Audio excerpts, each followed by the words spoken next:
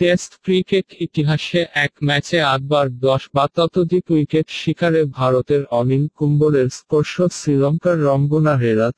চলমান গড় টেস্টে জিম্বাবুয়ের বিপক্ষে ১১টি উইকেট নেন তিনি, ফলে টেস্ট ইতিহাসে এক ম্যাচে এ নিয়ে অষ্টমবার ১০ বা তার বেশি উইকেট শিকার হেরাথ। তার ৮১তম টেস্টে এই কীর্তি গড়লেন হেরাথ, আর ১৩২টি টেস্টে ৮ বার ১০টি বাউন্ডারি উইকেট শিকার করেন কুম্বলে। টেস্টে এক ম্যাচে ১০ বা ততোধিক উইকেট শিকারে সবার উপরে আছেন শ্রীলঙ্কার মুত্তিয়া মুরালীধরন। ১৩৩ ম্যাচে ২২ বার এক ম্যাচে ১০ বা বেশি উইকেট শিকার করা মুরালী দ্বিতীয় সর্বোচ্চ ১০ বার ১০টি বাউন্ডারি উইকেট শিকার করেছেন অস্ট্রেলিয়ার শেন ওয়ার্ন। তৃতীয় সর্বোচ্চ ৯ বারে ১০টি বা তার বেশি উইকেট শিকারী নিউজিল্যান্ডের স্যার রিচার্ড হ্যাগলি।